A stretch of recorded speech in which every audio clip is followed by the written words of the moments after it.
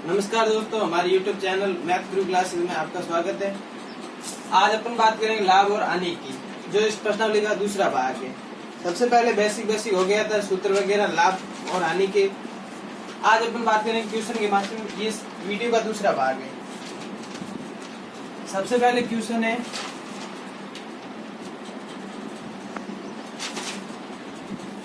कि किसी वस्तु को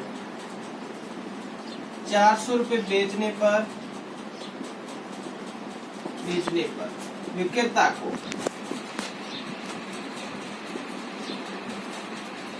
20% हानि होती है, तो वस्तु का क्रय मूल्य याद करना है।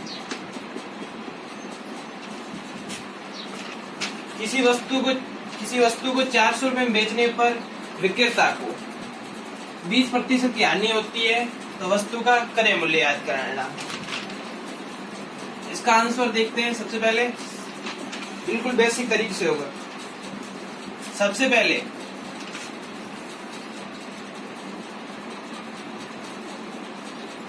खरीदी गई है, अपन को कुछ पता है नहीं। बेची गई है,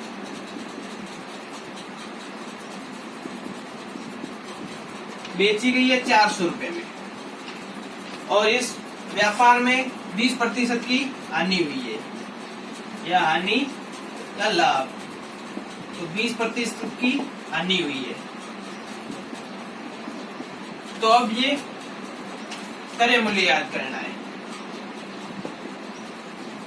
क्रय मूल्य मतलब खरीदा हुआ कितने में खरीदी थी इस वस्तु को। सबसे पहले 400 में बेचने पर बेचा गया, और हानि कितनी हुई? 20% हानि हुई है। तो मतलब ये 400 रुपए है, वो 80% के बराबर है। कितने परसेंट के बराबर है? 80% के बराबर। अब वस्तु मतलब खरीदी कितने में थी? 100%। मतलब ये 80% की संख्या है, तो 100% की कितनी संख्या होगी? तो 100 से गुणा करने के लिए ये वैल्यू 100% हो जाएगी। सबसे पहले 0 से 0 गया, 8 का भाग 40 में 5 बार गया, पीछे 0 रहा, यहाँ पर 0, और 50 का 10 से गुणा किया तो बराबर आ गए 500 रुपए। तो ये वस्तु 500 रुपए में खरीदी गई थी, तो इस वस्तु का क्रय मूल्य आ गया 500 रुपए। सबसे पहले 400 रुपए में किसी वस्तु को 400 रुपए में बेचने विक्रेता को 20% की हानि होती है, तो वस्तु का क्रय मूल्य याद करना है।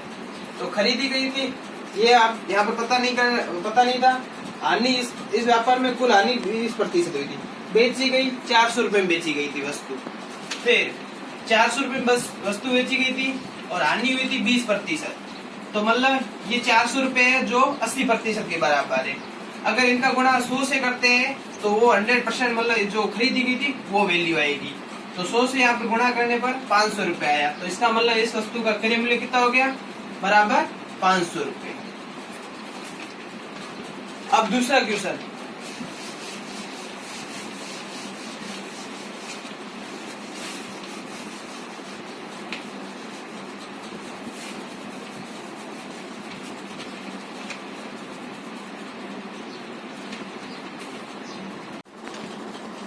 क्यों 900 रुपए में बेचने पर विक्रेता को 10% हानि होती है, तो वस्तु का क्रय मूल्य याद करना है।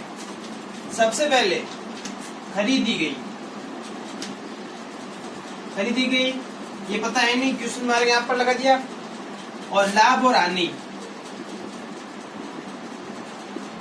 मतलब 10% यहाँ पर हानि हुई है, और बेची गई 900 रुपए में। तो सबसे पहले कि यहाँ पर बेची गई 900 रुपए में, और हानि हुई है 10%। तो मतलब 10% हानि हुई है, तो ये वैल्यू कितने परसेंट की होगी? 100% होते हैं, उसमें 10% गए, तो पीछे 90%, तो मतलब ये 90% की वैल्यू है। और अब 100% मतलब 100% की वैल्यू निकालनी है तो 100 से गुणा करना है। तो सबसे पहले 0 से 0 एक गया, फिर 9 का भाग 9 में एक बार, फिर 0 0 10 और 10 का 100 से गुणा किया तो 10,000 1000 रुपए 1000 रुपए। तो इस वस्तु का क्रय मूल्य कितना आ गया? 1000 रुपए। तो मतलब ये वस्तु यहाँ पर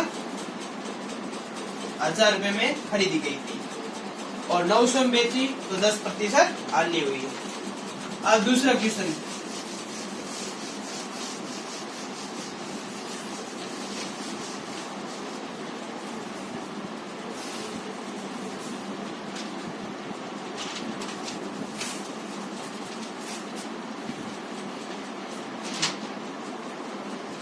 ₹450 में बेचने पर विक्रेता को 25% लाभ होता है। तो इस वस्तु का क्रय मूल्य याद करना है। 450 में बेचने पर विक्रेता को 25% लाभ होता है, तो इस वस्तु का क्रय मूल्य याद करना है। सबसे पहले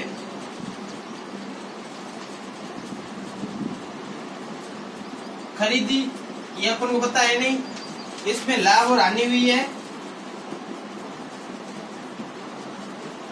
तो यहाँ पर 25% लाभ हुआ है और बेची गई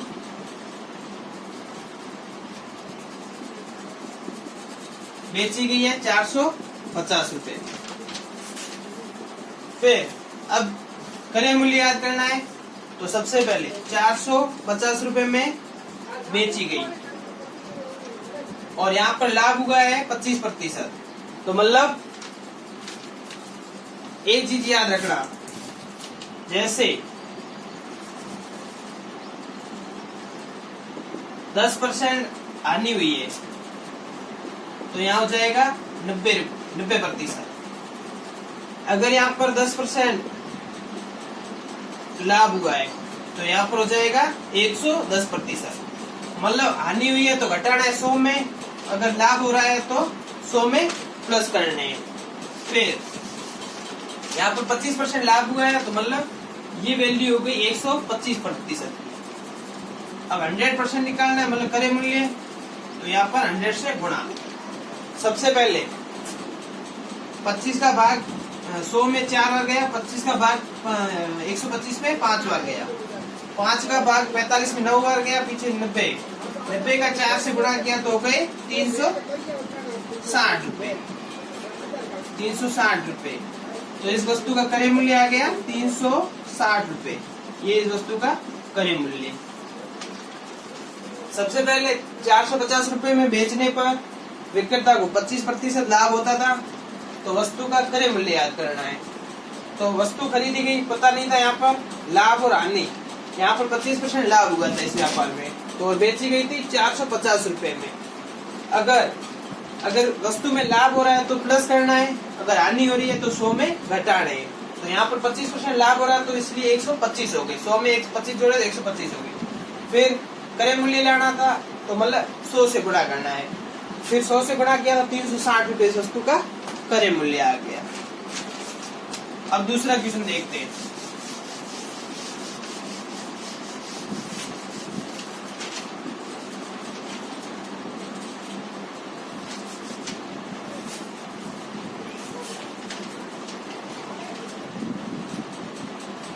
₹720 में बेचने पर विक्रेता को 25% लाभ होता है, तो इस वस्तु का क्रय मूल्य याद करना है। तो सबसे पहले खरीदी गई, पता है नहीं, लाभ और हानि, यहाँ पर 25% लाभ हुआ है और वस्तु बेची गई है 720 रुपए में बेची गई है। फिर बराबर यहाँ 720 रुपए और लाभ हुआ है तो मतलब 100 जोड़ने हैं, 25 जोड़ने हैं, तो यहाँ पर हो गए 125 और गुणा करना है 100 से, क्योंकि क्रय मूल्य का गुणा निकालने के लिए 100 से गुणा करते हैं। फिर 25 का भाग 4 बार गया, 25 का 5 बार गया, 5 का भाग 7 में 1 बार गया, पीछे 2 बचे 22 पे 5 का भाग 4 बार गया, 4 बार गया, फिर यहाँ पर 2 बचे 20, 20 में 4 बार भाग गया, और 144 का 4 से गुणा किया तो 576 रुपए। तो इस वस्तु का मूल्य आ गया 576 रुपए, क्रय मूल्य हो गया इस वस्तु। सबसे पहले 720 रुपए में बेचने पर विक्रेता को 25% लाभ होता है, तो इस वस्तु का क्रय मूल्य याद करना है। तो खरीदी गई ये पता नहीं था, यहाँ क्वेश्चन मार्क है, और लाभ और हानि, तो इस व्यापार में 25% लाभ हुआ है, और बेची गई 720 रुपए में बेची गई।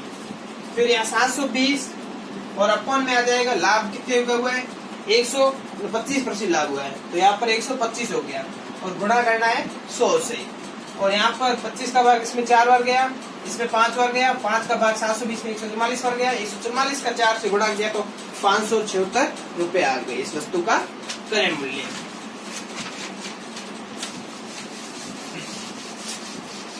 अब नेक्स्ट क्वेश्चन,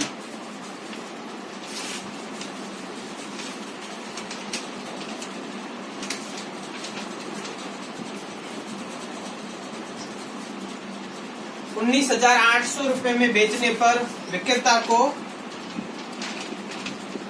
10% लाभ होता है, तो इस वस्तु का क्रय मूल्य याद करना है। तो सबसे पहले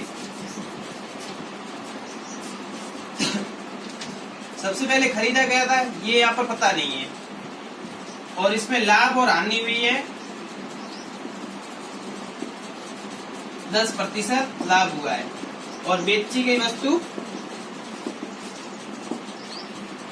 19,800 रुपए में बेची गई।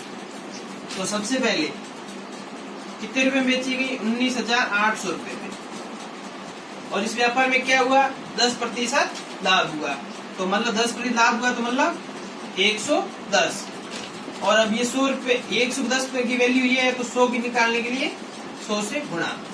तो सबसे पहले 1 0 से 1 0 गया, फिर 11 का भाग 19 में 1 बार गया, पीछे यहाँ से 8 बचे 88, 88 में 8 बार गया, और पीछे 0 है, यहाँ पर 180 बार गया इसमें।